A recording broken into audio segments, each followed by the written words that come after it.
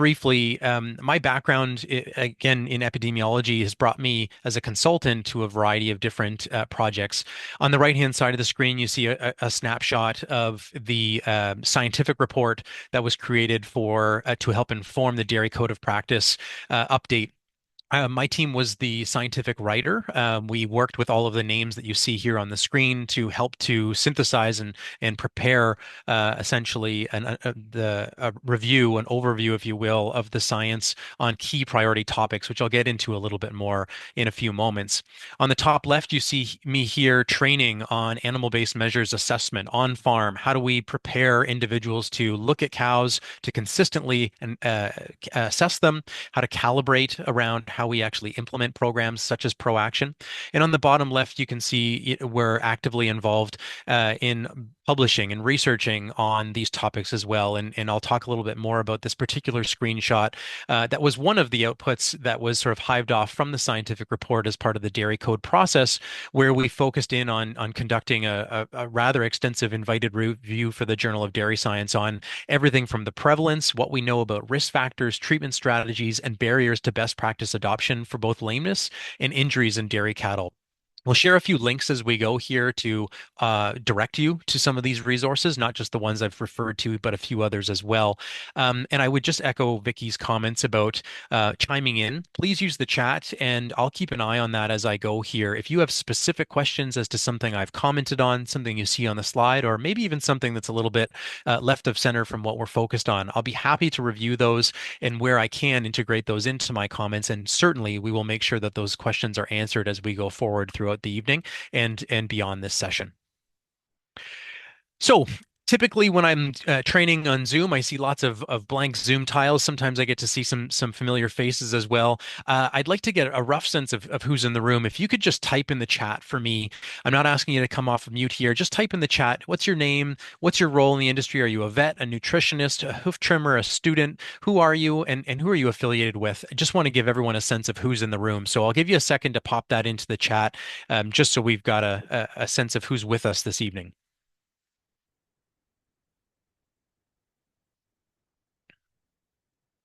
Thanks, Henry. Nice to see you. Miriam, great.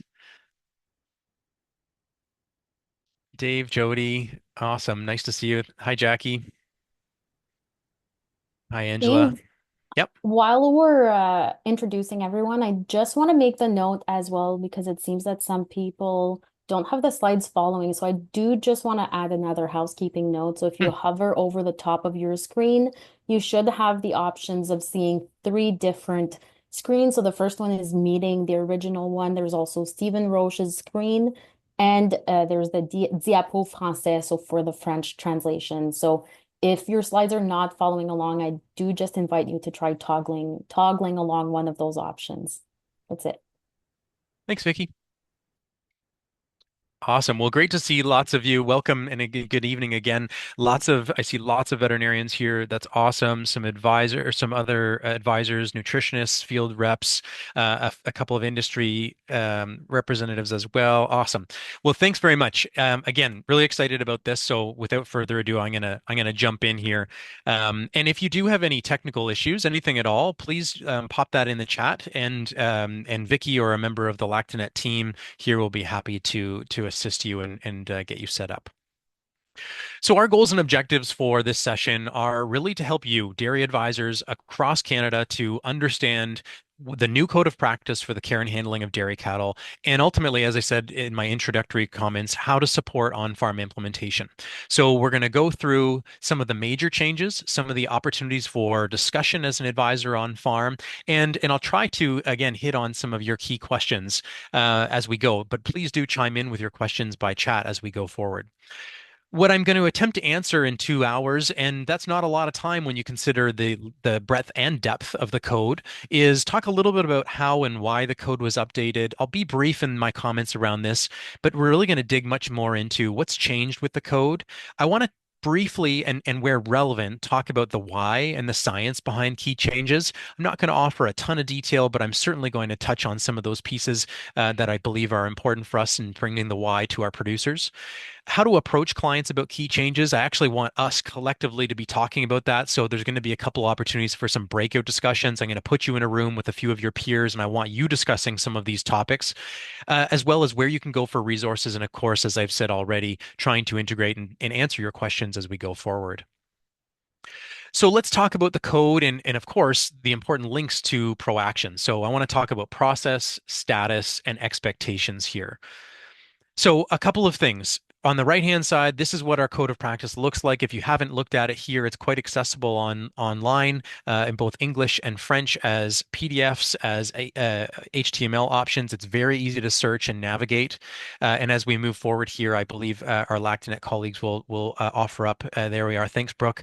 A couple of direct links, so you can see in the chat there a link to the English and French versions of the code.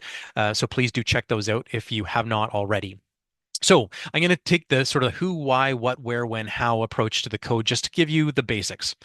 The Dairy Farmers of Canada were responsible for initiating the update of the code. They initiated the code with the National Farm Animal Care Council, NFAC. NFAC is the one that manages and unfolds the process for the codes in Canada at the request of any particular commodity group. The code is ultimately, and hopefully many of you will be aware of this, providing critical guidance for the care and handling of, in this case, dairy cattle. It's meant to serve as the basis or the Bible, really, for our national understanding of animal care requirements and recommended practices. And those two pieces are particularly important to understand because they have important ramifications around expectations in the industry. And I'll unfold that more in a moment. Why did the Dairy Farmers of Canada initiate this? Well, first off, they wanted to follow NFAC's process of reviewing a code every 5 years and revising a code every 10 years. This is really about making sure that the code reflects the latest science, practices, and stakeholder expectations. And that will be extending everything from farmer to citizen or consumer, and everyone in between. All of those interests are considered as part of the code revision process. When we consider the when, I want you to understand first and foremost that the updated code came into effect in April 1st of 2024. What you see in brackets is particularly important, unless the requirements were otherwise stated. And so I'm going to talk about a few requirements, and many of you will be aware of this because I believe DFC and industry collectively have done a pretty good job at communicating about the changes. This is ultimately going to replace the 2009 code. So as an entire document, this became our foundational document, our guiding light for animal care when it came on April 1st of 2024. But there are a couple of key requirements that have a later implementation date. Now, again, I'll unpack that for you as we move forward. This simply applies to all Canadian dairy farms. And how this process unfolded or how this code came to be was a multi-stakeholder code development committee. So I'll show you what types of individuals sat on that in a moment. But their job was to, over quite a lengthy process and period of time, engage in facilitated, consensus-based approaches to develop the code. They were informed by a separate scientific committee. I was part of that as a scientific writer. There were a variety of other academics that sat on that group, and their job was ultimately to, as I said before, synthesize this science on a couple of key priority welfare issues and offer that back to the code development committee. The draft code was also submitted for public consultation, and so anyone and everyone had the opportunity to offer feedback, which the code development committee then must review, consider, and modify the code based on that feedback. The code itself represents discussions between a variety of different stakeholders, from farmers to many members of the representatives of the types of advisors we have in this room today, veterinarians, namely being, of course, a crucial one when it comes to health and welfare. But we had transport professionals, animal care experts, members of the ProAction and Dairy Farmers of Canada team, animal welfare advocacy associations, provincial animal protection authorities. We had retail restaurant and food service organizations represented, of course, dairy processors. We had government there as well, and animal welfare researchers and academics. They were brought in through the scientific committee, as well as provincial government representatives. So they really do try to make a concerted effort to make sure they have a variety of stakeholders represented at the table to help make these decisions. I've talked about the scientific committee a couple of times. I won't belabor it here. The job of the scientific committee, as mandated, is ultimately to come up with a list of up to six priority welfare issues. This is not just agreed by the scientific committee or the names that you see on the right-hand side of your screen. It is also input is also provided by the Code Development Committee itself. And there's a specific set of criteria that need to be evaluated and considered before we can consider an issue a priority issue. Namely, do we have enough science? And in this case, because we were updating a code, the question became, do we have enough new science since 2009 that actually warrants us reviewing this particular topic? And is it of a high relevance to the code? The topics that were decided through this process were cow-calf separation, optimal management or design of indoor systems. So that's a big one. Pain control, lameness and injuries, and end of life management. So those were the specific issues. This is a publicly available document. The links are now in your chat in both English and French. You can navigate to them and you can review all of the summaries that have been provided there. It is a very technical document. It's meant to be very much so a synthesis of the science. And again, it was presented to and laid at the feet of the Code Development Committee to then consider as part of their discussions. So I talked before about the importance of language around requirements and recommended practices. I'm going to unpack that for you here, and then we can get a little bit more into the what in terms of changes. When I say requirement in the context of the code, I'm talking to either a regulatory or an industry imposed expectation outlining acceptable and unacceptable practices. In short, requirements are requirements. We expect Canadian dairy farmers to follow and abide by requirements by the dates set. How do we do that? Well, that's where we really see a linkage to ProAction. The Dairy Farmers of Canada, as the industry representative that engaged or initiated this process, makes a commitment to incorporate, in this case, the new code requirements into ProAction. So we see this exact type of process unfold for the other commodity groups where they would use their quality assurance program, verify Beef Production Plus, for example, in the beef code, making commitments around how they're going to actually create an accountability framework around implementation of those requirements set out in the code. But of course, we know that there's a lot of things that we as an industry may not be prepared to mandate for one of a variety of reasons. We would consider these to be recommended practices. In the code, this is referring to practices that can further enhance animal welfare outcomes, but the failure to actually implement them does not imply that acceptable standards aren't being met. It's really trying to exceed or to demonstrate what BMPs or best management practices look like in the context of a particular topic. So I'm going to come back to that requirements and recommended practices a number of times. A couple of other things that I want to share with you. I think this might be relevant for some of you that are going to spend a lot of time on farm is understanding how is this actually going to be integrated into ProAction and where are we at?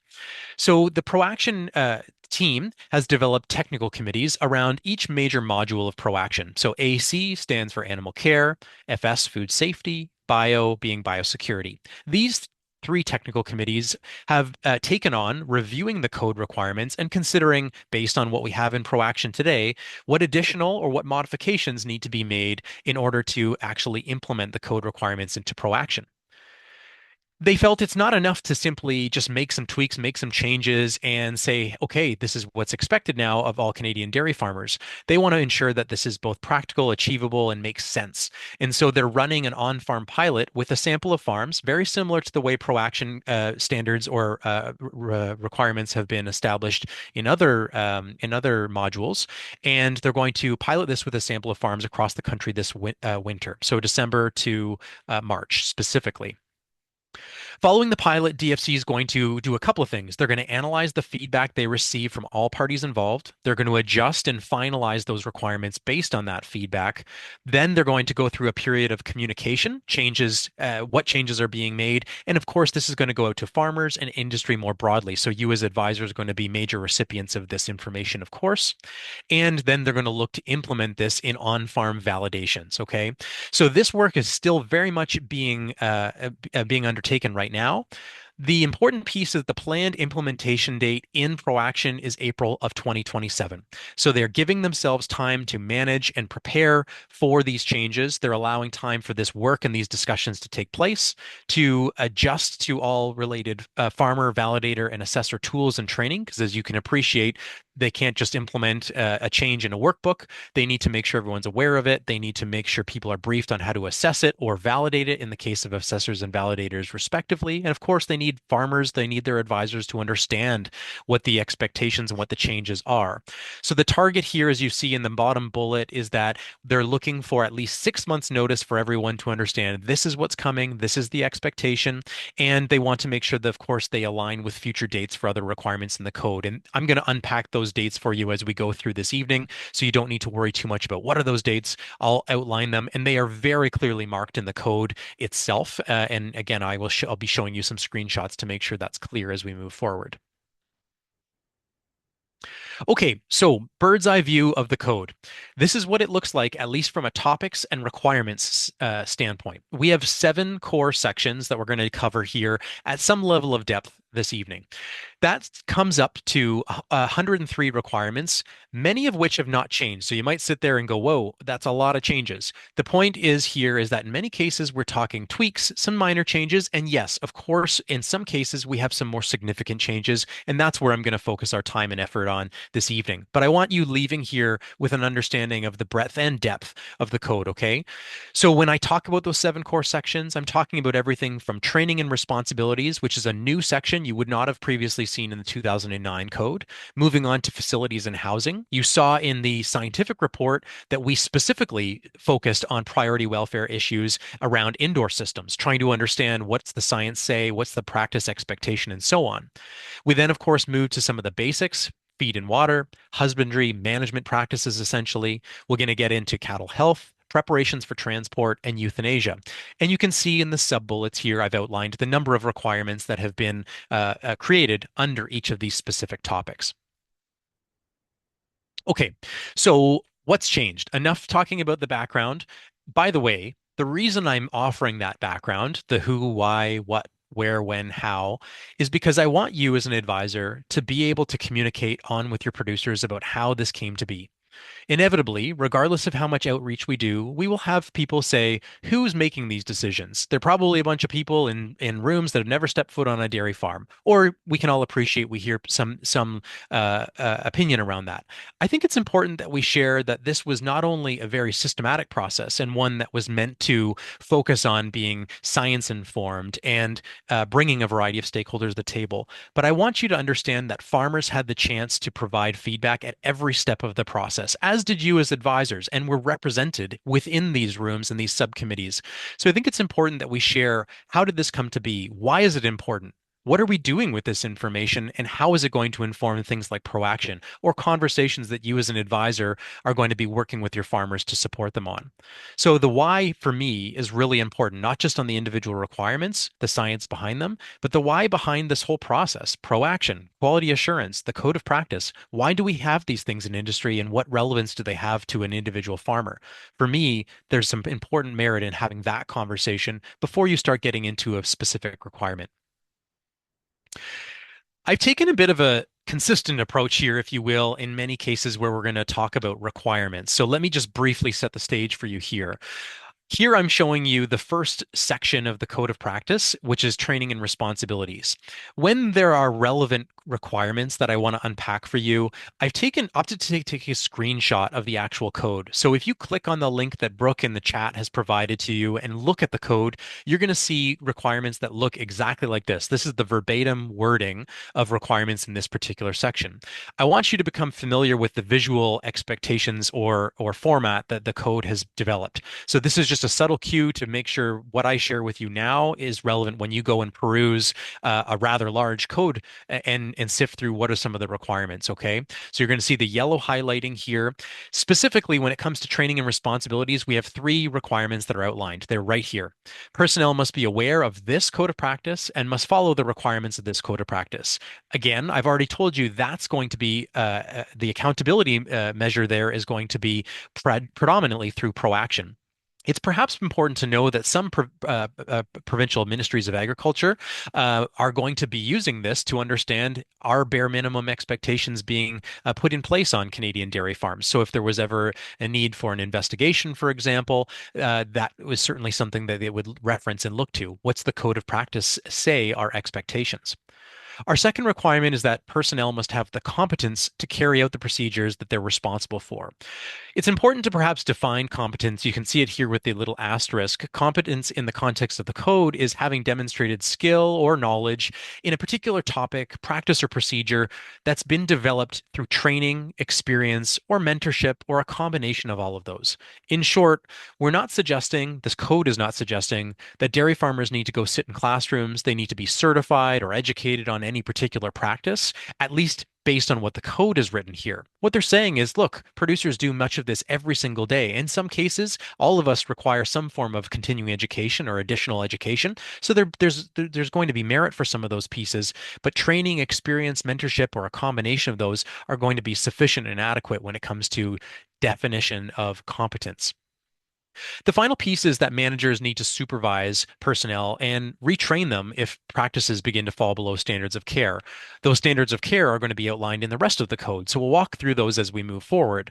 Why do we have this? Ultimately, we know, and there's good evidence to suggest this, and many of you through experience will appreciate this. Knowledge, attitudes, beliefs are what drive actions on farm, and they do influence welfare outcomes. This is about making sure that farm owners and managers who are responsible for their staff and the outcomes associated with their animals are able to do the job, are managing the people responsible for doing the job because they, at the end of the day, have the responsibility for the outcomes associated with that farm. So this is really about making sure training and responsibilities are in place. I'll also just briefly comment that this is a very common expectation globally as we look around the world to other dairy industries and see what kind of expectations their customers, their supply chains have. We almost always nowadays see some expectation, some question around training, retraining, and responsibilities. And so it's not surprising, perhaps, to see this now be integrated into the Code of Practice for Canada. What's your opportunity as an advisor? I think there's a couple of things. We have many veterinarians here, and of course, I'm not telling you anything new here, but establishing and maintaining your VCPR, your veterinarian client-patient relationship, is going to be one of many ways that you're going to help to support that mentorship, that training or retraining as needed. You play an important role when it comes to this entire section of this code. You and many of other advisors who are not veterinarians can offer services and support, whether it's developing, reviewing, and training on standard operating procedures that we see implemented or have expectations to be implemented on an average farm. We could consider, and I encourage you to consider recommending an on-farm welfare policy or code of conduct. This is something that we're seeing more and more again around the world in terms of expectations. I'm not suggesting this is a requirement. I'm saying this is a nice to have. It helps to, from an HR perspective, provide clear expectations for all parties involved on an individual farm, what the expectations are when it comes to welfare, management, or overall care of the animals on that farm. You could even support in tracking, training, and continuing education. Again, something that we see a lot of expectations around the world around these days in terms of what's going on the farm when it comes to continuing education. In short, as an advisor, I think you have a real opportunity to ask questions, to respond to those questions in the moment, but also to perhaps find opportunities to support your producers in more formal training or upskilling if that's of interest to them. When we go into the next section of the code, we get into facilities and housing. There are a lot of requirements in this particular section, and it's important to understand that there are several unchanging requirements, and there are some that have some specific changes. Here are some bullets I'll call out and just comment on as we go forward. Again, if you were to look in the code, you would find a number of areas here that were pulled out in yellow. They would say requirements, and a couple of these bullets would be found as you go through each subsection of this particular area, facilities and housing. When it comes to electrified crowd gates, they are simply not acceptable as part of to be used on a dairy farm. So plain and simple there. We will now see, and you will now see inclusion of the words ability to groom when you see some of the housing expectations. About midway down on this screen here, there is a section, many of you will be familiar with it. We have the expectation that cattle are going to be able to stand up, lie down, turn around, stand fully upright, and in this case, we now see in this new code grooming themselves, as well as things like visual contact and adopting normal resting postures, having adequate bunk space. So we're talking about all of the circumstances or characteristics of the housed environment, making sure that these are appropriate. So ability to groom has been added here. That's really what I'm trying to outline. We also see in our third bullet point here, heifers and lactating animals are expected to have contact with other animals, right? So we expect groups of animals with direct contact opposed to some of the young stock, which I'll speak more on in a few moments. We have the expectation again, not dramatically changed, that special needs areas are available on the farm and that bedding is provided in those areas. Of course, it's going to provide good traction, a soft environment, better for recovery, that kind of thing. As we talk about facilities, the expectation I've commented already around many of the provisions we expect for individual animals, but they need to be well maintained, in good condition, appropriate ventilation, trying to prevent trips, slips, and falls, those types of pieces, in addition to all of those standing up, lying down, turning around characteristics that you see written out here. The expectation is for all age classes of animals that they will be provided with bedding.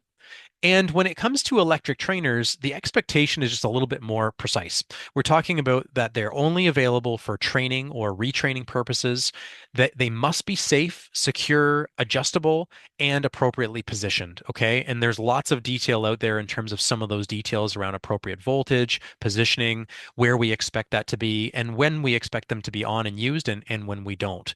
So those are some of the details that, for the most part, haven't changed, or I would consider some of these to be more tweaks as it relates to some of the 2009 requirements, rather, that are going to carry forward and be relevant for us moving forward in the code.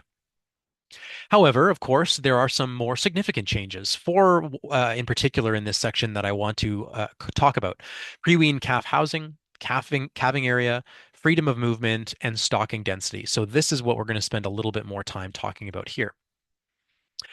Let's talk about pre-wean calf housing, perhaps one of the bigger ones. So in the requirements here, there's an important underlined bit because there's going to be a couple of slides I need to unpack for you here.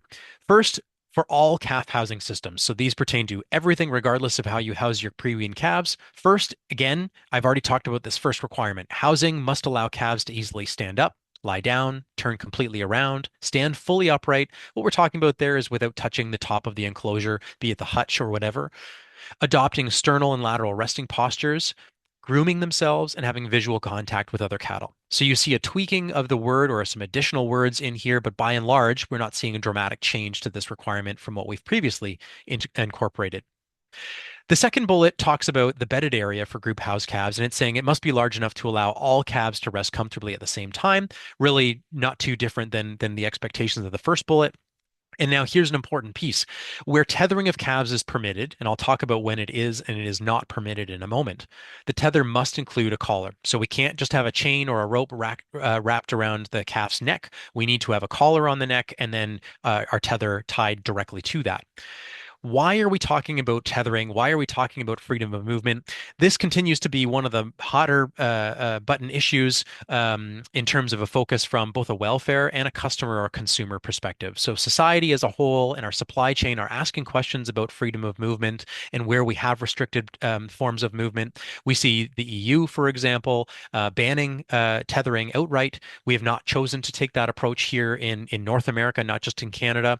And so we have a few different provisions. And of course, this is the subject of quite a bit of research at the moment around freedom of movement, not just for calves, but for all age classes of animals, trying to understand what the impact of additional opportunities for locomotion are, for example. And we're seeing more and more Canadian specific research coming out around the welfare benefits associated with that. One nice comment I'll also make as you look into the code itself is you'll see some detail that's written right into the code, not just in the scientific report, on what we know about the science behind some of these practices. In short, the justification behind why they're here. I want to draw your attention as I change the slide here to that underlined piece. We're now talking about indoor calf housing specifically. The first note is essentially forget everything I just talked to you about tethering. Calves must not be tethered as part of normal indoor housing. Okay, so if you have a calf barn, if you are housing your calves inside, tethering is not an option for you. Producers raising their calves individually are expected to develop a plan to transition to pair or group housing methods, so social housing, two calves or more, in consultation with a veterinarian or an other qualified advisor.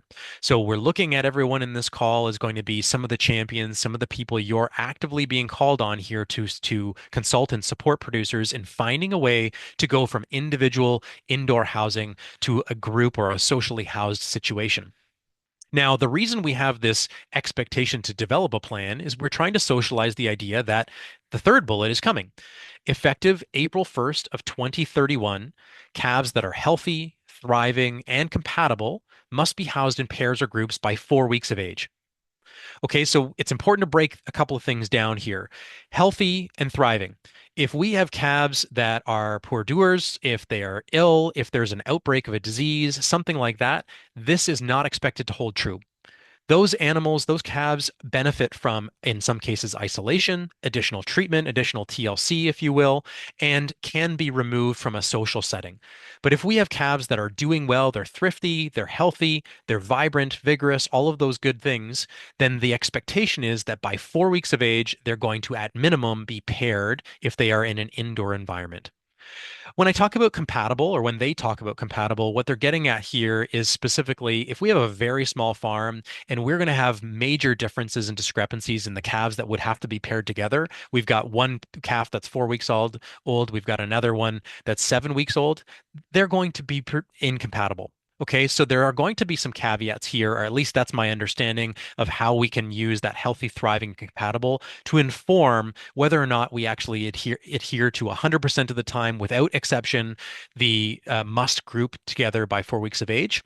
It's not so hard and fast. We need to be practical. We need to be pragmatic. And of course, the goal of this is to capitalize on the welfare, health and welfare benefits that a fair body of work, body of science has demonstrated we can achieve if managed well. But of course, if things go wrong, in a particular instance, for example, the expectation is not to hold steady to that and potentially cause more morbidity or potentially mortality in those instances. It's to be pragmatic, to manage that situation, get back on our feet, and then go back to implementing this type of approach. I talked a little bit about the body of evidence that's surrounding and supporting this type of requirement. There's quite a substantial amount. This is not an emerging topic per se. This is not something that's new exploration when it comes to research. It's long been studied, and we've even a meta-analysis has just come out in a couple of months ago here talking about what we know from a synthesis and integration of a number of papers. Research continues to demonstrate benefits to calves raised in pairs or groups, ranging from everything from better growth to better social development, whether that's fear and learning. So we see them that they're actually less fearful as growing up in pairs. They are more inclined to learn, so they start getting on starter earlier when offered, for example, as a result of that social interaction that they have with calves. This practice is also much more socially acceptable. That's not always governing our changes, but it's nice to know that not only are we doing something that aligns better with our understanding of health and welfare science, but it aligns better with our supply chain and our ultimate customer, our consumer base, in terms of their expectations. So if you find yourself having clients that have a system or a situation, what you see on the left-hand side of the screen, we see an indoor environment that is individually raising calves in individual setting. At minimum, they need to pull out one of those partitions by 4 weeks of age in order to group them together or pair them together in that instance. Or of course, we could see something like on the right-hand side where they go much more to a group system. And there's quite a bit of research and now resources being developed on how to do that transition and what's optimal in terms of group size and a variety of other factors, which we'll provide opportunity to talk about here in a few moments. I also want to talk about outdoor housing. So I just covered indoor housing. Remember, the keys here is that you cannot tether. You must come up with a plan to transition to social housing. And by April 1st of 2031, it's expected that by 4 weeks of age, you will in fact socially house compatible, thriving, and healthy calves together. As we move to outdoor housing, so this could be hutches, this could be anything else, coveralls, and so on, there's a couple requirements specific to them. Calves housed outdoors, including in hutches, must have physical contact with another calf unless they need to be separated for health reasons or they need to be protected from inclement weather. So again, trying to be practical about the fact that if there are health issues, if Salmonella Dublin is running through the farm, the nose-to-nose contact is the worst thing that we could have. And so we want to be practical. We don't want to hinder the farm's ability to manage that kind of outbreak and make it worse. We can, for a time, forget about this expectation and do what's right for the animals and right for the farm. Same goes with inclement weather. Okay. Otherwise, the expectation is that physical contact is provided. I expect that as ProAction develops out their requirements, they're going to have a better definition for what physical contact is. It's not provided here. Is that nose to nose contact? Do they need to have a certain amount of physical contact? I'm not entirely clear on exactly what that's going to look like yet, but I suspect that's going to be provided in terms of guidance or expectation. The second bullet here is important. Calves may be tethered only if housed in hutches that provide access to an area outside of the hutch. So if I've got hutches such as on the left-hand side of your screen here, this would be perfectly acceptable from what I see for a couple of reasons. One, they've got collars on their necks, and if they're tethered, they can absolutely get out of that hutch. They have area to roam around, and depending on the length of the tether, they would be able to have some form of contact. This would, in my opinion, satisfy the requirements as outlined. We could also take an approach like we see on the right-hand side of the screen, where for a period of time we raise our calves individually in hutches.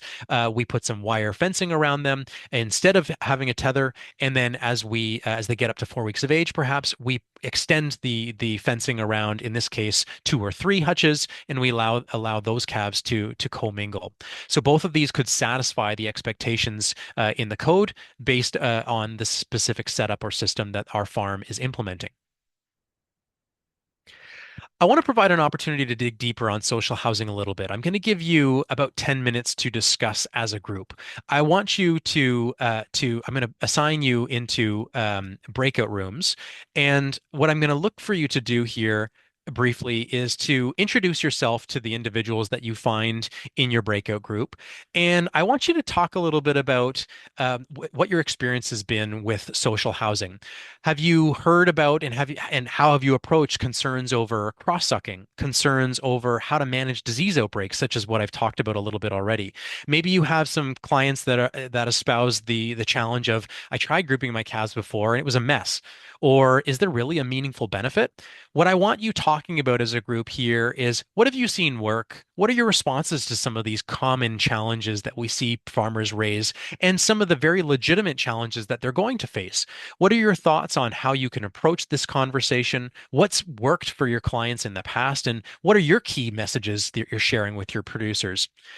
I want to offer up one piece of housekeeping advice here. In a moment, if you've never done a Zoom breakout room before, you will see a pop-up asking you to enter your breakout room. Please turn your camera on if you can and unmute yourself. And again, I'd ask you to spend a minute or two introducing yourselves, and then I want to give you roughly 10 minutes to discuss what you see here.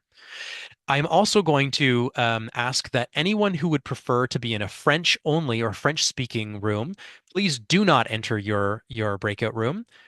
I will manually assign you to a French speaking room once I see that you have not chose or selected to enter.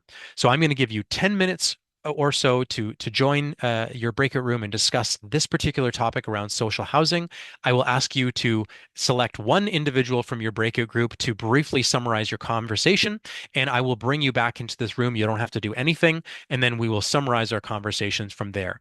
So again, if you want to be in a French room, please sit tight. Do not enter your breakout room. If you're ready to go into an English room, the rooms are available now.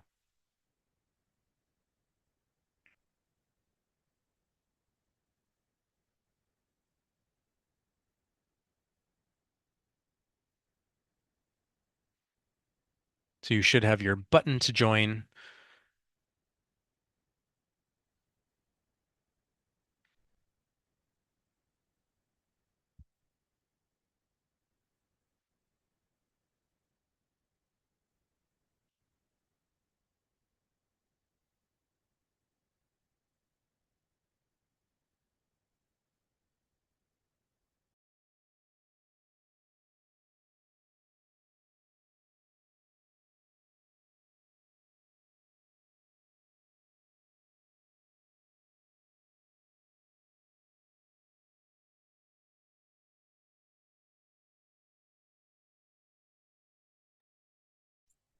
Steve, are we good here with assuming that people who are still here would be the francophones, donc ceux qui sont encore ici peuvent parler français.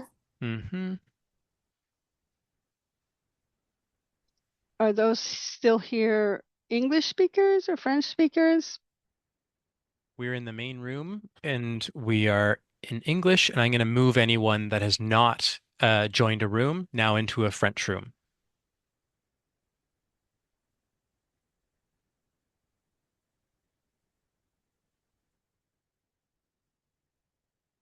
Just give me a moment and you'll be moved.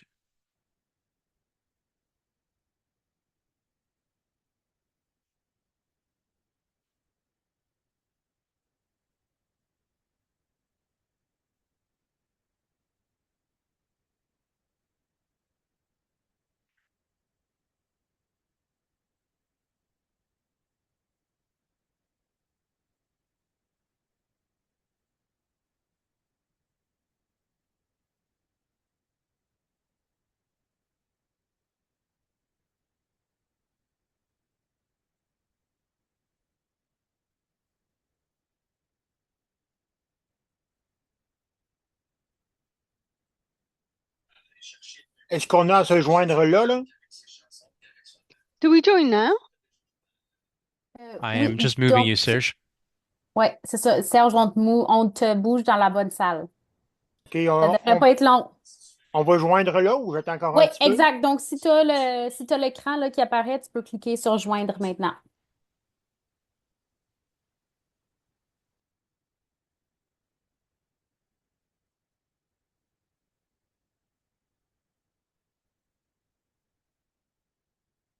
Okay, Serge, you can join.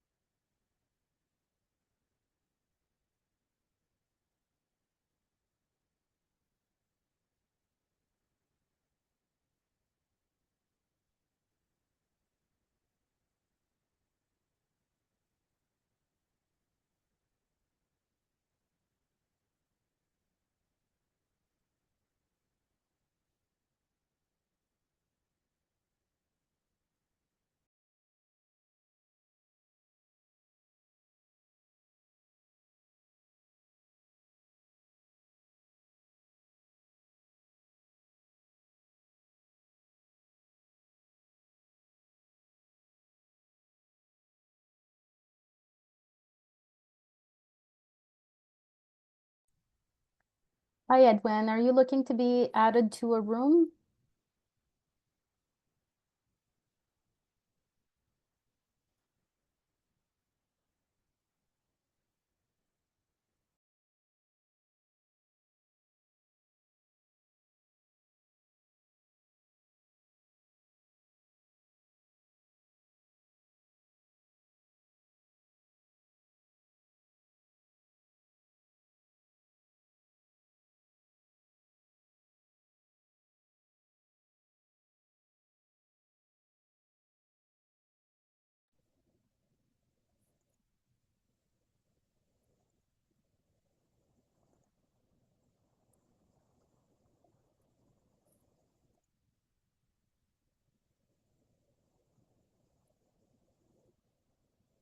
Hi, Edwin. Can you hear me?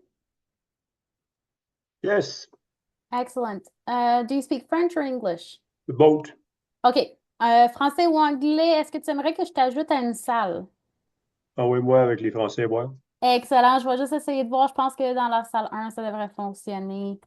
Je vais t'ajouter, ce sera pas long. Donc, tu as juste à cliquer. Là, tu devrais avoir un message qui apparaît à l'écran, puis tu pourrais faire joindre, là.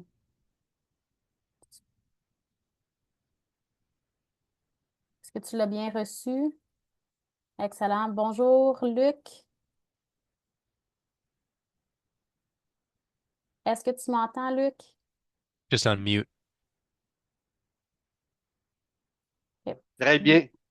Excellent, Luc. Je vais juste t'ajouter ici. Ce sera pas long. OK.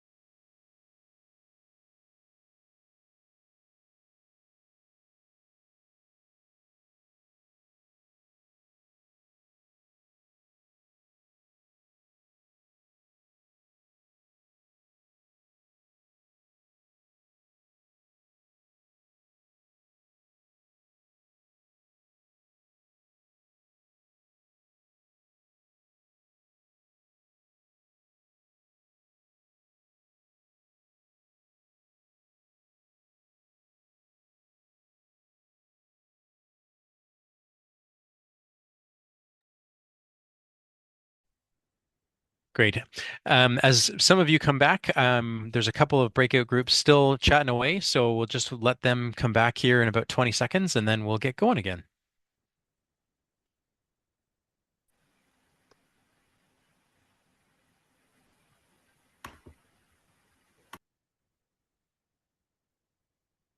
We can still see the French slides. Awesome. I'll share my screen in a moment. I was just gonna see people for a minute. Um, cool. Hopefully that worked well for you. Nice to see lots of faces. I'm curious on some of your conversations, what your key messages are, what your challenges have been, what's working for some of your clients. We don't have time, of course, to hear from everyone, but I'm going to choose a couple of groups and just see if maybe I can get a comment or two around what you discussed. So let me think here. We had one group, Jody Wallace, Josh Ferguson, Sophie Neva. Perhaps one of the three of you, would you mind just sharing a little bit of what you discussed as a group?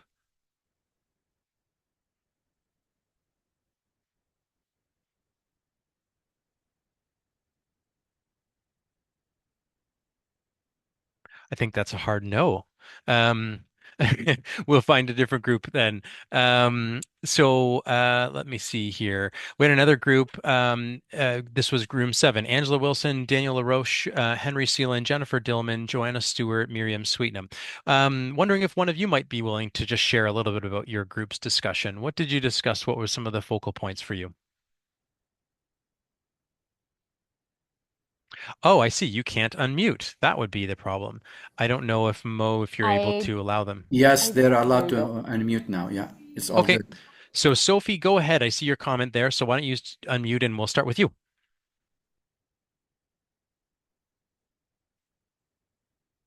Oh, so Mo, it sounds like she can't do that.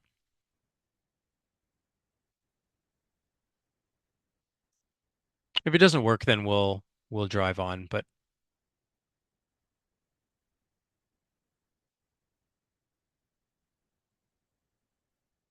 okay, doesn't look like we'll have the opportunity to talk. All right. Well, maybe what we can do is Mo, if you can work on that, we'll see. Serge, I see you've got a hand up. I'm not sure if you can unmute yourself. If you can, I'm happy to hear what you have to say.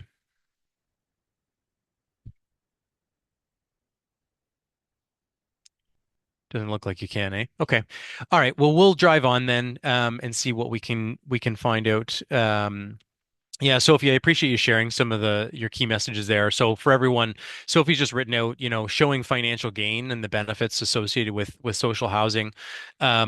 She's commenting others are doing it successfully. Management best practices are available and must-dos.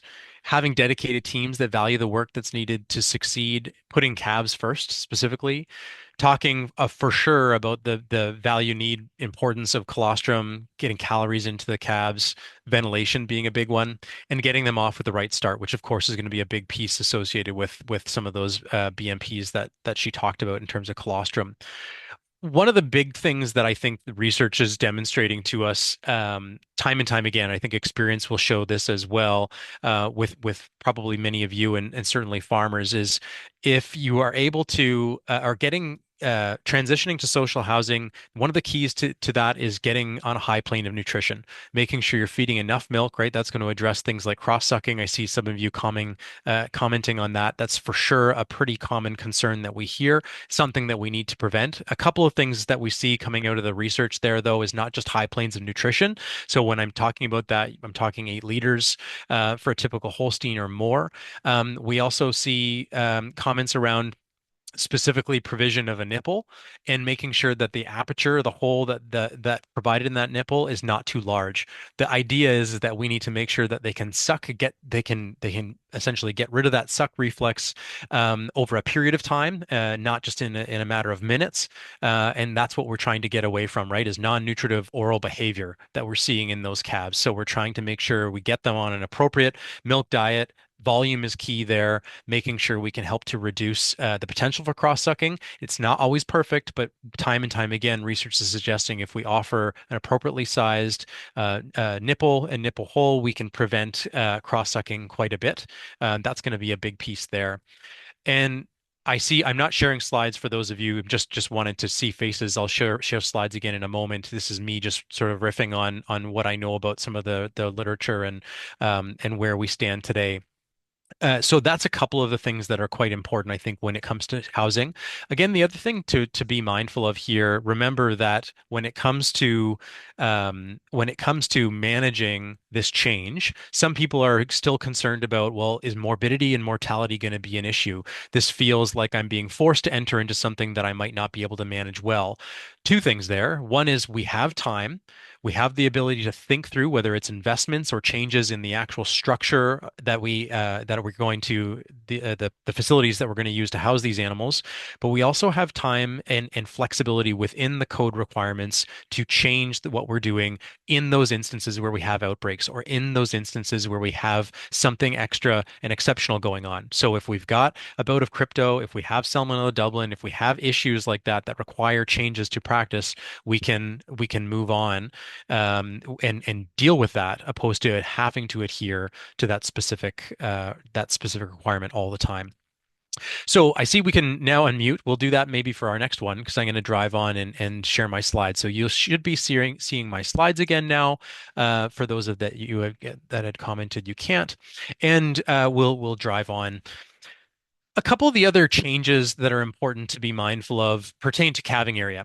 Here we have requirements talking about calving areas, whether they're for group or for individual calvings, that have to provide the cow and calf with an area that's clean, safe, separated from the lactating herd, and that provides enough space for the cow to be assisted. Okay, so in the event of dystocia or anything like that, we can manage that environment, and that, again, all of the things that we would typically expect from a best management practice, right? Clean, safe, making sure that they can be isolated or segregated as needed, certainly away from lactating animals is going to be what the expectation is here.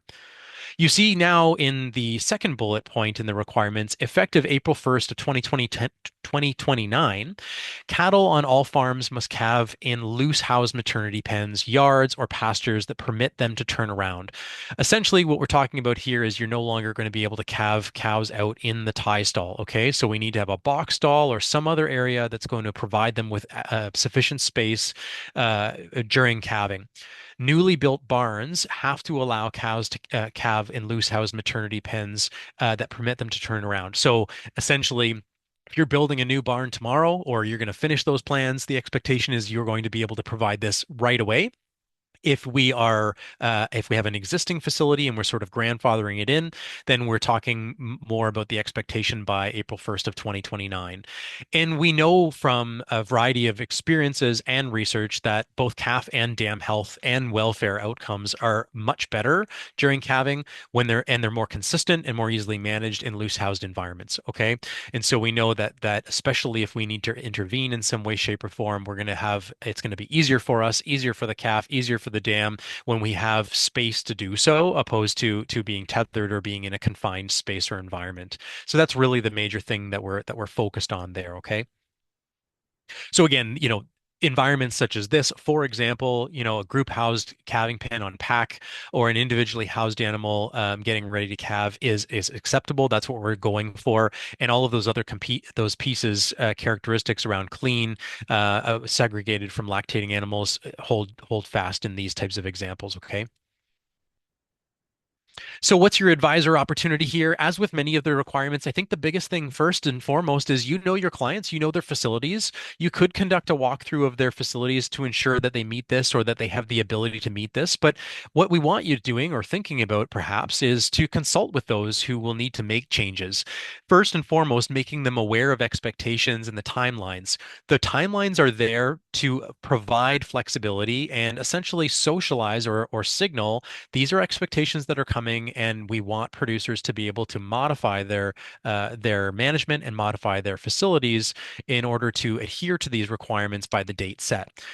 As an advisor, it's important you consider options to create enough space to create a box stall within an existing facility that might satisfy these expectations. So it's thinking a bit creatively. I don't think you need to instill that creativity in our producers. Most of our Canadian producers are very creative and willing, once given specific set of either obstacles, challenges, or goals, that they can find ways to manage. Your job here is to help facilitate that conversation, or to the extent that the producer would like that, I think there's the opportunity there to facilitate that conversation. Freedom of movement, of course, is another major talking point in industry. I'd say the global dairy industry, and not just dairy either. We talk about freedom of movement and confinement across all farmed animal species nowadays. Here, our requirements are threefold. First, we have a requirement talking about housing that must allow lactating and dry cows to easily stand up, lie down, adopt normal resting postures, groom themselves, and have visual and physical contact with other cattle. I restate that mostly just to signify not a lot has changed there. Like I said at the beginning, we just have that expectation for each age class of animal. We have those specific elements, and the new piece there really is grooming themselves. Our second bullet is the one we've heard probably more and more about. Effective April 1st of 2027, cows must not be tethered continuously throughout their entire production cycle. So that's calving to calving. They must be provided with sufficient regular opportunity for freedom of movement to promote good welfare. Again, there is quite a bit of research coming out about increased movement opportunity or freedom of movement, the ability to locomote. Will cows actually locomote more, and does that have meaningful benefits to them in a variety of ways? I think there's quite a bit of research that's continuing to look at provision of types of different types of outdoor access, for example. But it's not just outdoor. In fact, you don't see any expectation of outdoor access here specifically. The focus is on whether or not they have freedom of movement, right? So continuous tethering is what we're moving away from here. So newly built barns must allow daily untethered freedom of movement and social interactions year round. So the important point here is to say, look, if you have a tie stall and you are or managing that tie stall where the cow is in the stall 365 all points of the year, regardless of stage of lactation, you are going to need to make a change effective April 1st of 2027. You're going to need to find an opportunity to get those cows out of their stall and give them the opportunity to move around at minimum for some period of time that's sufficient within the lactation cycle. Newly built barns are going to need to adhere to this right away, and not just this expectation, daily untethered freedom of movement. So if you're building a new tie stall, you're going to need to provide daily access to move around outside of that stall. Okay. So again, the why behind this is we know increased movement opportunity through less restrictive indoor housing, for example, and or outdoor access improves dairy cow health, behavior, performance, and welfare. And there's a number of different studies that have looked at that. We summarize that specifically in the scientific committee report that we provided a link for, and you'll see some extra detail in the code of practice itself. Just navigating through my chat, Rachel, if an existing tie stall is expanding by adding on to the current barn, are they allowed to build more tie stalls in the new edition? I don't know the answer to that, Rachel, in terms of how a ProAction is going to specifically address that.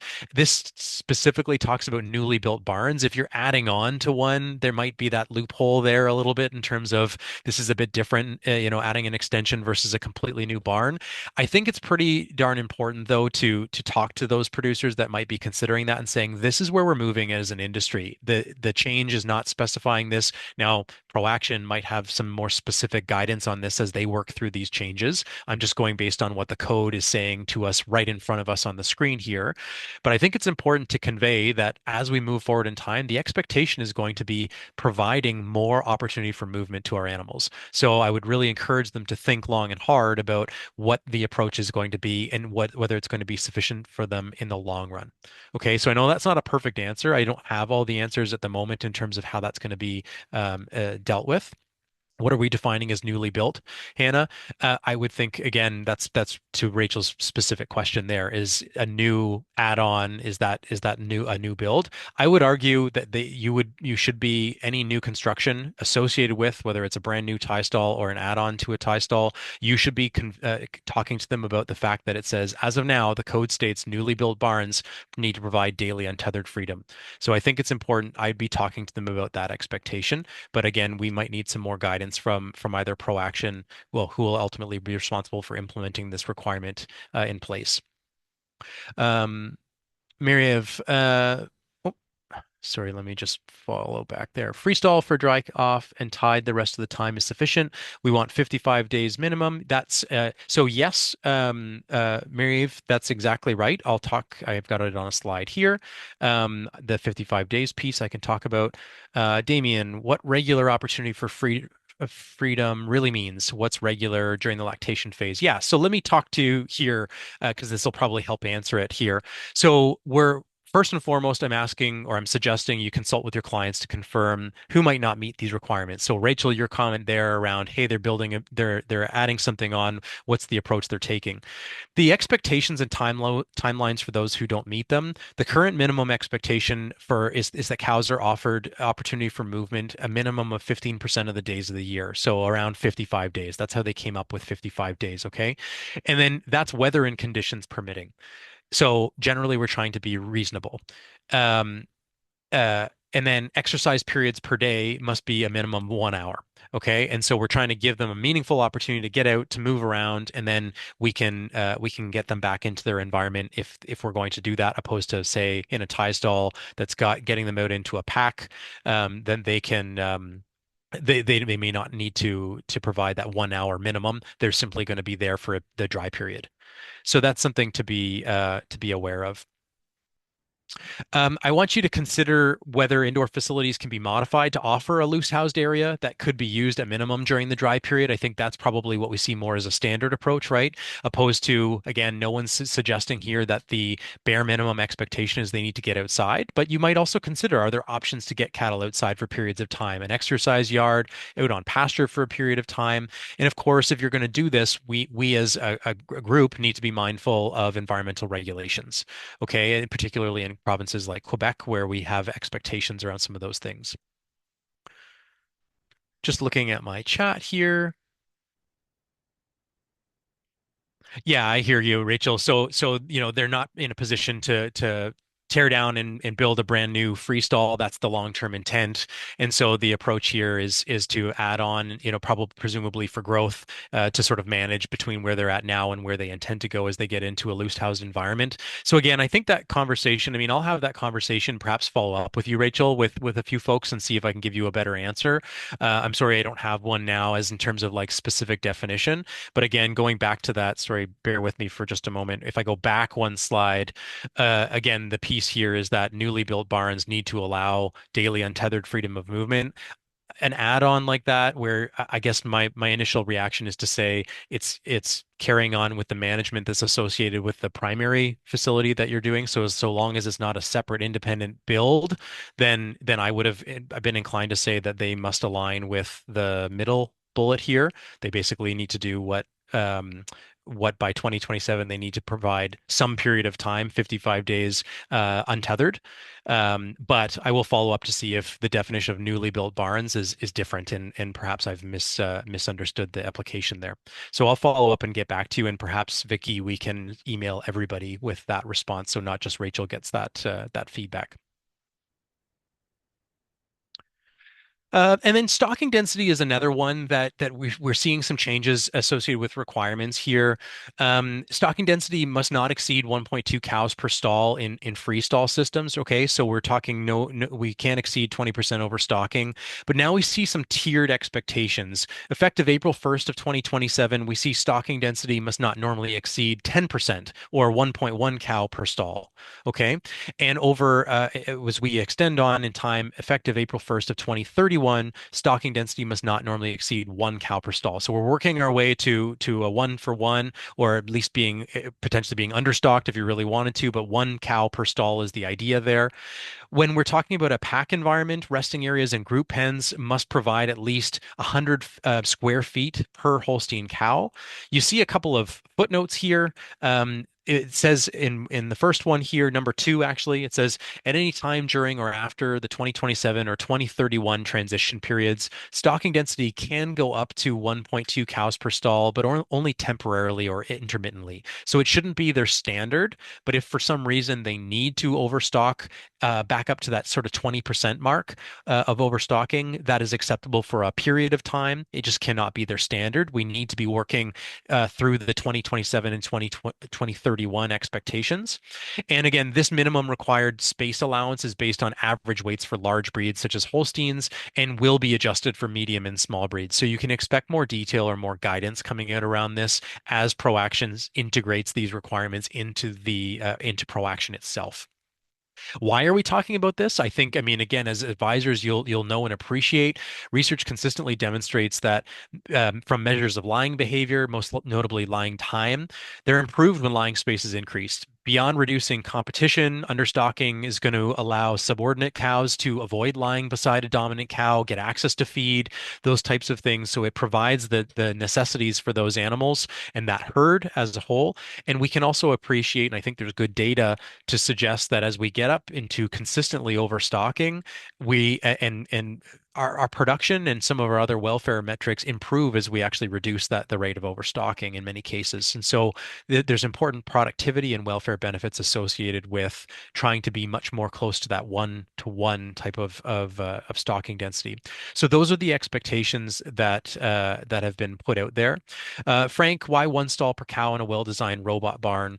Is a question I commonly get. The cows are not lying down more than 14 hours a day. Is there science to say that lying time is impacted negatively in a robot barn with less than one stall per cow? I don't know, Frank, if I can't think of a specific study, not that I'm the world expert on this, but having looked at some of the papers, I'm not sure if that specific question's been asked. I mean, by and large, we typically do talk about that sort of 12 to 14 hour range per day, like you say, and perhaps there is something there is something to that experience. But I believe here the idea was to be a little bit more consistent around agnostic to facility. In loose house environments, the expectation is one to one.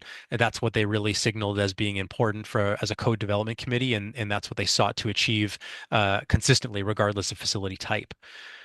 What will happen to dairy producers who don't have the necessary cash flow to meet the requirements? Profit margins shrunk with the high interest rates. Totally understand that, Elaine. I think the big thing there is so in terms of outcome, if you don't meet a requirement, that's ultimately going to be baked into the accountability framework or the corrective action framework that ProAction has set out.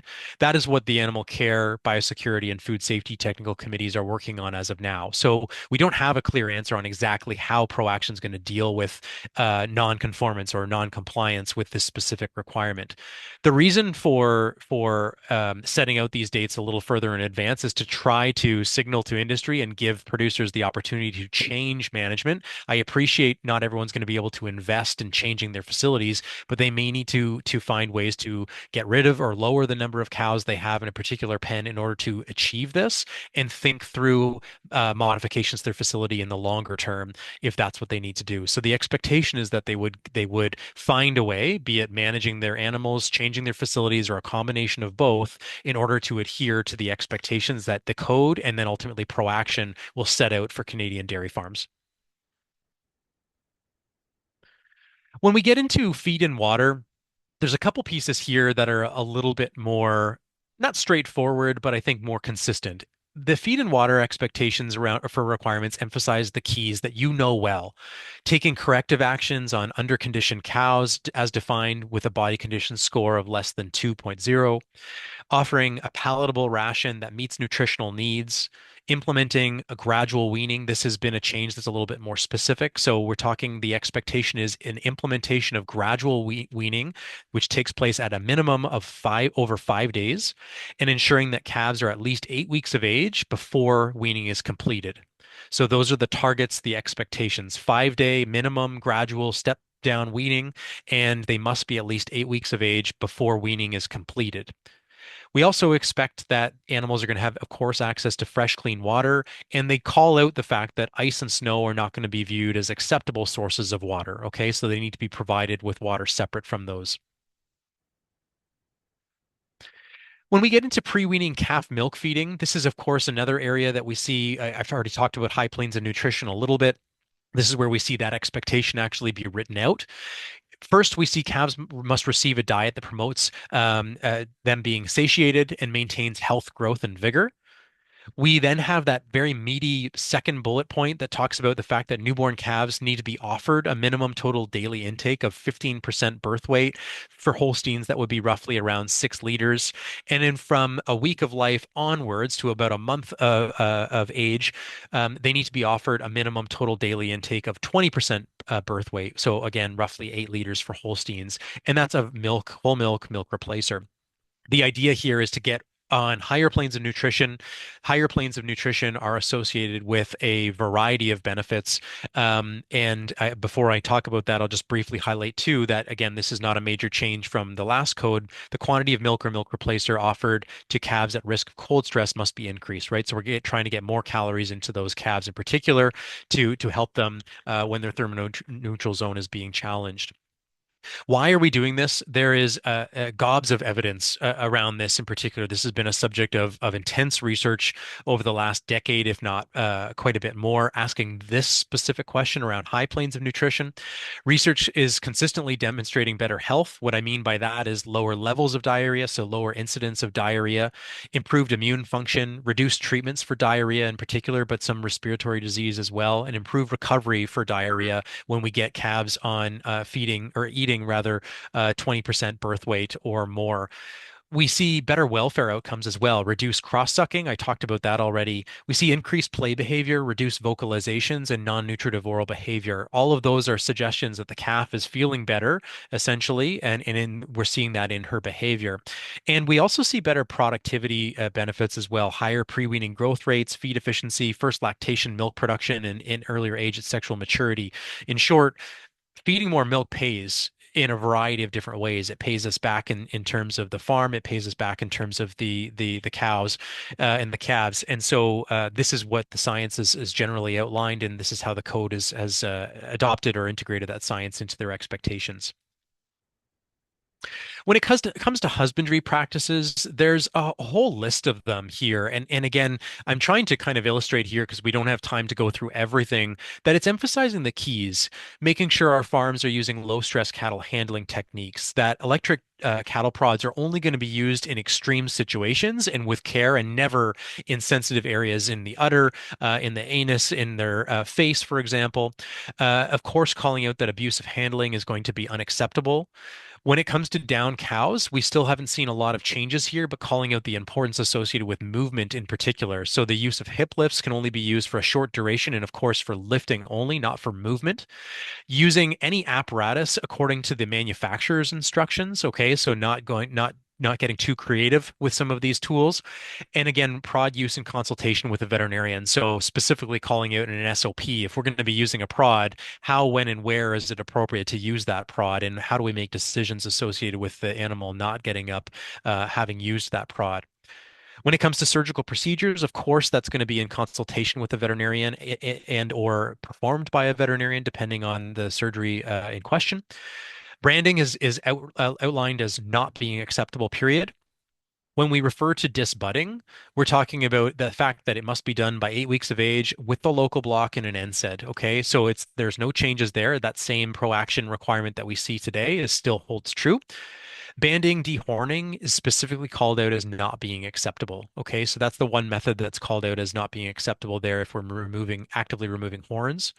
When it comes to castration rather and supernumerary teat removal, it needs to be done as early as possible and with pain control, but we're not being as specific here. Tail docking is not acceptable unless medically necessary and requires pain control when being performed. So I know I've gone through those quickly. The reason I've gone through them quickly is many of these haven't changed or just really been minor tweaks. For the most part, these husbandry practices stand fast as the consistent pieces that you see baked into the previous code, and many of them called out in proaction specifically, such as pain control, for example, ban on routine tail docking, SOP expectations, minimum required elements associated with down cattle movement or handling more broadly. As an advisor, of course, you know many of these topics well. In fact, it calls out some of you as advisors directly as veterinarians.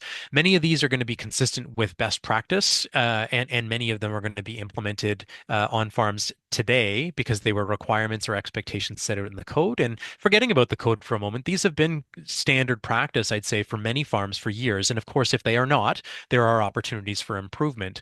There are certainly several key training opportunities. I think there is no such thing as overtraining when it comes to cattle handling and low stress approaches to doing so. And down cow management, thinking through a variety of scenarios and what are we going to do if she goes down in a pit parlor? What are we going to do if she goes down at the end of a row in the final stall in a tie stall? How are we going to manage? Who's my down cow support team? Who am I going to work with to deal with those situations? I think asking questions and facilitating conversation is an opportunity all of you have at your fingertips, especially having relationships with your producers and being trusted advisors. And of course, continue to espouse the importance of appropriate pain control being provided regardless of method and really animal health practice. Cattle health is very similar. I'll call out a couple of things as I just briefly talk about a few of the pieces here. Again, we're emphasizing the keys, right? So asking our farmers to establish a VCPR and maintain that VCPR, that vet client patient relationship. We have disease events, treatments, and mortalities that we expect to be recorded and kept for at least 3 years. So we're trying to promote and advocate for more consistent and detailed record keeping for a variety of reasons, whether it's antibiotic stewardship associated with treatments, mortalities, treatments, and disease events are, of course, going to be important when it comes to trying to monitor and understand trends associated with health management, the effect of our interventions or our treatments, and guiding you as an advisor to be more of a resource for your producers. Health records, of course, are meant to be reviewed, and if they're well kept, they can certainly aid you in doing your job more efficiently and effectively. So we're calling that out as a requirement and an expectation here in the code. Prompt care for sick and injured cattle. Nothing's changed there. Appropriate care for down cattle. Again, some of those key aspects that we expect. So provision of feed and water, protection from the elements, separation from ambulatory animals, for example, being some of those key pieces. When it comes to cattle close to calving, we want them monitored daily and, of course, at appropriate intervals based on where they're at. Corrective actions are expected to be made in consultation with a qualified advisor if pre-weaning mortality, defined as being more than 2 days of age within the pre-weaning period, is greater than 10%. So they've chosen that number in particular, not as a call out and saying this is what optimal is or suggesting this is what should be done. They are specifically outlining this as a requirement. If you exceed 10% mortality in the pre-weaning period, the expectation is that you're going to implement or work with an advisor to develop and implement corrective actions to address that. Colostrum basics, 4 liters of colostrum within 12 hours and the first feeding as soon as possible and within 6 hours. Frank, is 4 liters of colostrum regardless of size of calf or quality of colostrum on every calf? No, this is again going to be modified according to breed. So what you see here is me just calling out what we typically say is industry standard for Holstein. And of course, if we're talking for jerseys or smaller breeds, we would see a modification of that, right? So we typically go to that 3 liters of quality colostrum within 12 hours tends to be that rule of thumb. So it's not setting out a consistent and one-time standard without considerations for breed. There's also a call out here around systemic analgesia for severe acute clinical mastitis. Okay, so they're calling out that expectation specifically. Those would be some of what I would feel is either some of the things that have stayed fairly consistent or some of the tweaks and changes that are important to be aware of when it comes to cattle health. Your advisor opportunity here, again, many of you are veterinarians, not all of you, but many of you. These are going to be consistent with what I would term many modern commercial best practices in Canadian dairy farms today. The question becomes, and I want to be asking as an advisor, how are how are your clients doing when it comes to treatment records? Are they consistent? Are they capturing everything? Where's the opportunity for improvement there? How about mortality records, for example? These are expectations, they're requirements, but where are our producers at? And how can we help them make this more practical? How can we use that information to benchmark our clients, to inform their practices, to inform just conversation? What can we learn from them to help guide on-farm change here? And consider something like I've made this term up, colostrum audit, to explore management and successful transfer of past immunity. So, we know, again, I won't belabor the point, but we know that what we believe is clean may not be clean. We can use luminometers. We can assess colostrum quality a variety of ways, and not just colostrum quality, but our management practices wholly. So, are you pulling blood? Are you doing serum total proteins? Have you shown producers how to use refractometers, colostrometers, and so on to evaluate colostrum quality? Have there been opportunities for you to bring a few producers together to talk about colostrum management, for example? I've never not had a good conversation with a group of producers around colostrum management where there hasn't been at least one aha moment or a knowledge gap addressed by having some of what I would consider the basics to be discussed. The basics being quantity, quality, and timeliness associated with colostrum quality. But of course, we can get into many other pieces as well. So thinking through and perhaps creatively about your next group meeting that you might have with producers, whether it's a clinic meeting, whether you are a nutritionist on the call and you actively consult and bring producers together. There are a lot of topics here that have been baked into the code that present plenty of opportunity for conversation between producers, between advisor and producer. And I'd encourage you to try and position yourself to have some of those conversations early and often with your producers. Lameness and injuries is another important one, of course, because of the pervasive and chronic nature of lameness and injuries in commercial dairy industries, as well as because of the lameness productivity impact, sorry, the welfare and productivity impacts of lameness and injuries. So you see a number of requirements specifically called out here. Personnel must regularly observe cattle for signs of lameness or leg injuries to diagnose and treat them quickly.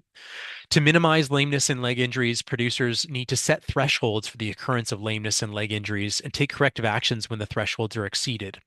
There is not more detail on those thresholds. I'm going to guess that there's going to be some integration here with the zones that we see in ProAction associated with animal-based measures that are already actively putting thresholds around, the red, green, yellow, dark red zones that we see in ProAction. So again, more to come on that, I suspect, in terms of guidance. But the expectation is that regardless of those zones that ProAction puts farmers into, the importance here is to understand how are you doing and what are your opportunities to improve? When does corrective action need to take place? The expectation is also that feet and claws are going to be inspected and hooves trimmed as required to promote a normal gait and minimize lameness. So again, it's not being prescriptive on the expectation in terms of how frequently, but we want routine observation anyway, whether that's in the parlor, for example, spraying off hooves, taking a look at feet, getting a hoof trimmer in to do at least maintenance trims, and of course, corrective trims as needed are going to be some of the things we want to be thinking about. And again, how can we systematize this? How can we make this as a consistent procedure for our farmers to the extent that they may need support in creating more of a consistent approach? Of course, infectious hoof lesions need to be treated to control the infection, and so a variety of ways to do that and explore that.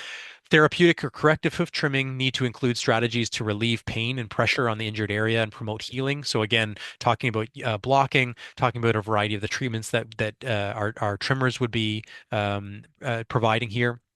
And pain control must be included in the treatment of cattle that receive an invasive hoof trim. Again, will there be more specific guidance or detail on defining that? That remains to be seen at this point. Hopefully, it feels rather intuitive in terms of if we're really going to be removing a lot of the horn on a particular claw, for example, if there is a serious infectious issue or ulcer, for example, that pain control is going to be provided. Vic, I don't have an answer for you right there in terms of are we talking about freezing the foot of an animal for invasive trim? I don't necessarily know that they've called that out specifically. It certainly could be an option depending on the circumstances, though.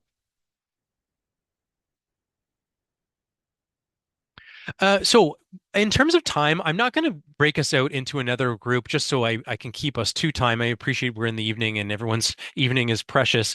One thing I want to share with you though, and we'll share this by email after our presentation, is I'll share a couple of resources that we have created. The industry, I've created a few. I've showcased a couple of them already that walks through a little bit of what's causing lameness. Again, I don't mean to hit you over the head with things you already know and experience, but I am finding it increasingly interesting to see what kind of research is exploring not just what we know about the causes of lameness or how we detect lameness and the automation that's coming with AI and so on to evaluate it. All of that's kind of neat and interesting to me to look at. What I think is more important is talking about what do we know in terms of actual evidence-based recommendations to address lameness? What low-cost opportunities actually exist for improvement here? And perhaps most importantly, something that I'm particularly passionate about is a summary of what we know about producer mindset. What are the barriers holding people up to doing something more aggressive about lameness or injuries on farm? There's a fair amount of work that's been done in the research and in the academic literature in this space. And again, all of you as advisors are going to have experience in working with producers, perhaps telling them the same things over and over and not seeing a lot of change. We know that lameness and injuries take time to heal. They take consistent effort to identify and action ultimately to address. And so for me, understanding some of the mindset barriers associated with how to deal with these chronic issues in the facilities that we have today is really one of the most important things. So we'll share a few resources with you after the fact to hopefully inform some of the conversations you might have moving forward. And just in the interest of time, to drive on with a couple final comments from me before we wrap up. The advisor opportunity here for me is, yeah, I mean, there's plenty of opportunity, regardless of who you are on the call, be it nutritionist, be it veterinarian, be it hoof trimmer, knowing that those are some of our primary advisors represented here. You have a role to play when it comes to lameness in particular, right? Multifactorial disease, it incorporates elements associated with the cow, it incorporates elements related to the housing and certainly to management. And nutritional aspects, hoof trimming aspects, and animal health aspects all play a role. So, can you offer a third-party assessment to go through a visual observation? Can you leverage the animal care assessment data from ProAction, the assessor data, the assessor evaluation that's been done? Are you keeping records? Are producers keeping records of what they're doing, what they're identifying? Do they have a meaningful SOP and not just have the SOP, but are they acting on it? Are they following that SOP? And is it reasonably detailed enough to demonstrate the expectations there? A practice that I quite enjoy working with producers, in particular, I've done this quite a bit with nutritionists and veterinarians, and occasionally with trimmers, is benchmarking clients and supporting group-based discussions here. How collectively are we doing with respect to lameness and injuries on the farm, and what can we do about them? One project I'll briefly call out is a project I worked on with the University of Minnesota and Dr. Aaron Winan's work, who specifically explored creating groups that brought together the herd vet, nutritionist, and trimmer together for a solutions-oriented and farm-specific conversation on what can we do as a team to create a corrective action plan for lameness on this farm. Really interesting results in terms of the experiences of both the farmer and those individual advisors who in some cases knew each other, in other cases had never spent time together, yet are all commingling on the same facility at different time points and influencing one another's work. In in short, find ways to engage with one another as advisors. We can offer more value as a team of consultants, of advisors to our producers if we do so. A few final sections to just briefly cover here pertain to, of course, preparations for transport. We're no stranger to changes associated with transport over the last several years, of course, with the transport regulations. And of course, the requirements here are going to tie in closely to those requirements.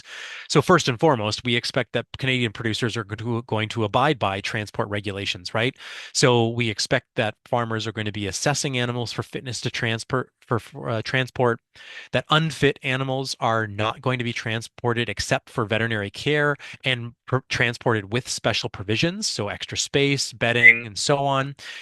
Compromised animals are transported with special provisions and are going direct to slaughter, opposed to a commingling facility or to sale. Calves that are less than 8 days of age or 8 days of age are only shipped direct to their final destination. And that steps are taken to prevent risk of udder engorgement when shipping lactating animals. This is perhaps one of the most contentious issues that was initially brought up when the regs were being developed. Farmers saying very clearly, I need to be able to ship a lactating animal. And of course, government welfare researchers saying, okay, well, we need to understand, or we collectively need to find ways to mitigate the welfare issue associated with udder engorgement. If that animal is not going to be milked from when she leaves that farm to 5 days later when she's going to find reach her final destination. So what can we do to prevent the risk of udder engorgement when shipping lactating animals. And I'll reference a resource in just a moment to facilitate that conversation. Personnel involved in loading, unloading, and transporting cattle must have the necessary knowledge and skills. So it more speaks to that competency piece that I talked about before around roles and responsibilities. And everything from ramps, gangways, chutes, and steps need to be designed, constructed, maintained, and ultimately used in a way that prevents the animal from slipping, tripping, or falling, right? So this entire process from I've made the decision to ship her, she is fit for transport, or she is not fit for any type of transport, but she's compromised, and I need to provide special provisions. We need to make sure we are following through in terms of duty of care from quite literally leaving that holding area to getting onto the truck to facilitating and ensuring that she's going to be able to walk off the truck. And that's not just the farmer's responsibility, but their responsibility prior to that cow leaving the farm. That's very much going to be a core component of what they need to focus on. And I just call out here, of course, your classic decision trees that we see. This is an appendix within the code itself, talking about the distinction between is this animal fit for transport, yes or no. If the answer is no, the quick question is well, is she unfit or is she compromised? And we have a laundry list of definitions here or criteria that are going to help us put her into one of those two buckets, and then some caveats around special provisions. I'm not going to belabor this because this is really, again, tied to the transport regulations that have come into place and have been, I hope, socialized with all of you to a certain extent in our farmers around the country. So we don't see a lot of changes here. This is requirements for the basis of adhering to regulation. Your opportunity, of course, though, is to either support in reviewing standard operating procedures, discussing actions on farm. More and more, I'm finding that advisors are going to be texting with their producers. Send me a video of how she looks. I can help offer some insight into what I think on her, for example. Making sure people understand the definitions and confirming they're understood around unfit, around compromised, around special provisions. Those three in particular. Don't forget about young stock expectations. Okay, this is one of the important areas in particular. If they're going to be more than 8 days of age, where can they be sent? If they're less than 8 days of age, how do we manage that? Are we raising them out on farm? What are the expectations and criteria there? And ultimately, ask your producers, how are they preventing udder engorgement when shipping lactating animals? There are a couple of different resources out there. DFC themselves, excuse me, have created a resource that walks through some of the steps around drying off culled dairy cattle, considerations essentially. Why is this important? What can you do? Things to think about. Approaches to take. You will now see in your chat a link to both an English and a French version of this fact sheet where you can access it directly. The last piece here gets into euthanasia, and of course, no stranger to being in the code, or for most of you veterinarians, a topic that you're going to certainly have be well versed in and talking to producers about. The key here is cattle with compromised conditions that are unlikely to recover and or not responding need to be promptly euthanized, and so that's being called out as a requirement, plain and simple. Personnel that are going to be responsible for these practices need to be trained and competent. Again, you see that word training, competency coming in and being integrated throughout, especially with sensitive or vulnerable populations. Of course, animals that are compromised or euthanasia is on the table are going to be fitting that bill. Acceptable methods need to be used here. We can look to the AABP 2023 guidelines to get a sense for some of these details. We don't need to look to that resource because they are baked directly into the code. We can talk about the use of a gunshot. We can talk about penetrating captive bolt. Of course, if we're using a captive bolt, we need to have a secondary step to actually cause death. So we're talking about pithing. We're talking about a second shot. We're talking about bloodletting. All of those are options. Drugs administered by a veterinarian, of course, controlled substance. So that's going to be something that you're responsible for. One of the things that's perhaps really important to call out for those of you that have not paid attention to the finer points of what we see in the AABP guidelines, the difference between 2019 and 2023 specifically, is calling out some distinctions around the use of the 22 and whether or not that's acceptable for euthanizing a mature animal defined as an animal that's of 6 months of age or older. A 22 long rifle is not sufficient to euthanize a mature animal. That's very clearly called out in the 2023 guidelines for ABP and is not as clear in the 2019 version. So I want to direct you to making sure you're aware of that. So a 22 Magnum or a higher powered or a caliber of weapon would be needed in terms of the use of a firearm for a mature animal. A 22 long rifle would be sufficient, of course, always using solid point ammunition. A 22 long rifle would be sufficient for euthanizing a animal under 6 months of age. So be aware of that distinction. If you have clients that are using firearms, there will be some detail in it's very well laid out in the code, but these will be details associated with requirements around euthanasia. For me, euthanasia all starts with a conversation with your producers. Who's responsible for making these decisions? How do they determine if an animal needs to be euthanized? What are the signs? What are the decisions? What methods are used for adult and young stock? Specifically calling out the two differences there. Whether it's use of gunshot, do they have differential methods? I was involved in some research for the National Dairy Study a number of years ago in the around 2017, 2019 when we looked at the data on practices on farm of Canadian dairy farmers trying to understand what they were doing for euthanasia. And we saw roughly 7% of producers said, I use a different method. Now, this might have been a sign of the times as well, but they outright said, I euthanize bull calves differently than I do heifer calves. And so we're seeing different methods being differential treatment and different methods being used in some cases. And so we're calling out you can use different methods if you want, but they need to align with the requirements. Okay. And so that's important there. And if anyone's interested in the work that's been done on practices nationally around euthanasia, I'm happy to share some of the published work that we've completed there. Of course, I think it's also really important. We see this a lot in the audits that I'm supporting, conducting in North America.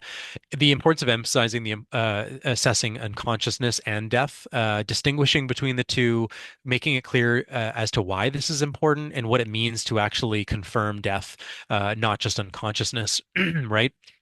Being mindful also, I think, when having these conversations about the sensitivities, the stress, anxiety, potential discomfort that may be present. And I think in many cases, the situations that have been less than desirable when with respect to euthanasia at some level have been associated with some of the stress, anxiety, or discomfort around performing this procedure. Farmers get into farming because they want to be stewards of animal health and welfare, not to euthanize them. But of course, as one's responsible for animals, they're also responsible for the death of those animals and making sure that's done in a appropriate manner. So in some cases, having conversations about this, I think, can be quite helpful. And there's some interesting work that's being done in places such as Quebec and a few others outside of Canada that are exploring some of the sociological impacts and pieces around euthanasia. So as an advisor, I think this is well within your purview, particularly as a veterinarian, if you're out there as a vet, to have these conversations that this is not something you've got really a good insight into today. For me, the bottom line here, folks, is the new codes introduce some important practices that's going to require Canadian dairy farmers to change management and facilities, right? Social housing is a big one. Stocking density might be a big one. Tethering and freedom of movement may be important for some of your clients as well. And of course, things such as how you're going to manage lameness, injuries, for example, may result in changes, bigger changes. The ripple effects may be bigger for some farms and maybe less for others. I'd say these changes are very much science-based and informed. They're in line with where the industry and society expects our industry to go, particularly over the next 10 years. I think that's important to understand.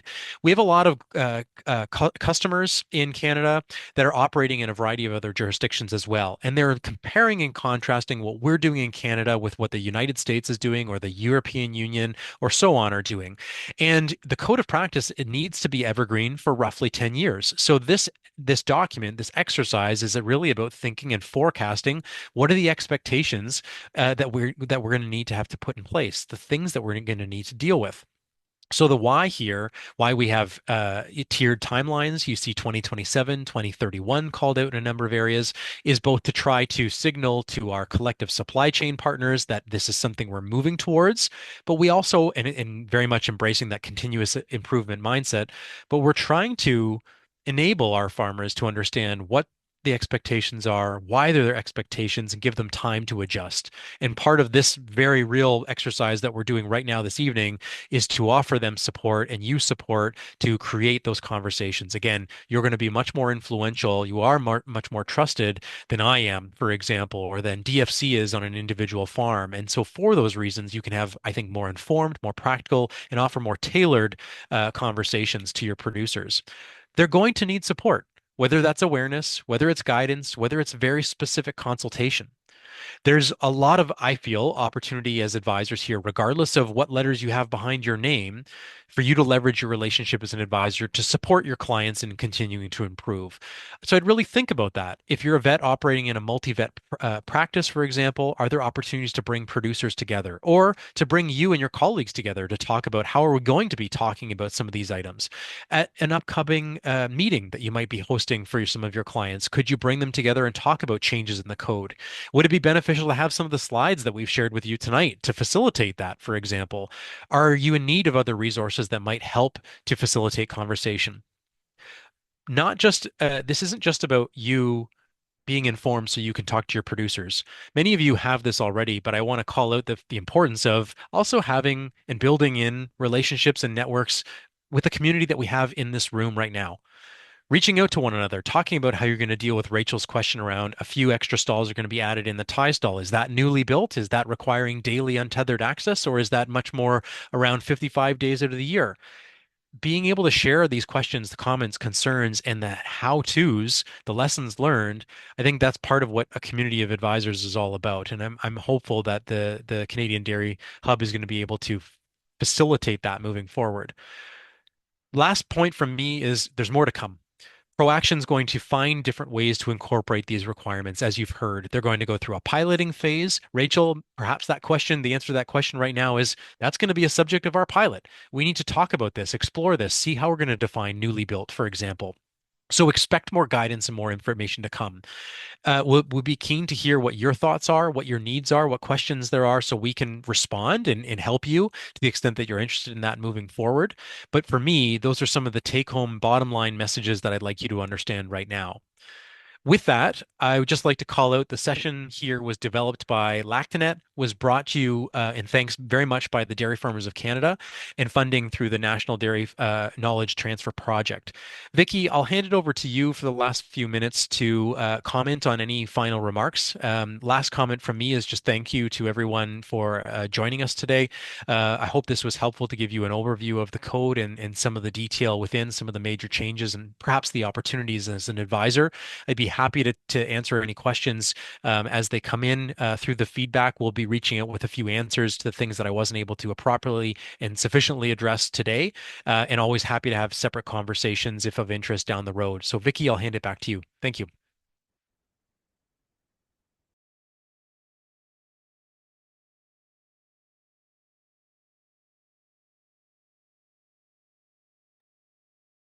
Vicky, I'm not sure if you're there. I don't see you on camera and you're on mute. Oh, she froze. Perfect timing. I can probably maybe help her there in the chat. She has posted a message asking for a quick final feedback survey. If you would be able to take a couple of minutes to fill that out, we'd appreciate it. It helps to inform what we're going to do next, how we can support you. And again, if you have any other specific questions, comments, or ways we can support you, we'd be very excited to do that. So thanks very much, everyone. That will wrap up our session for this evening, and we'll look forward to seeing you all in a future webinar with more information to come. Thanks, everyone.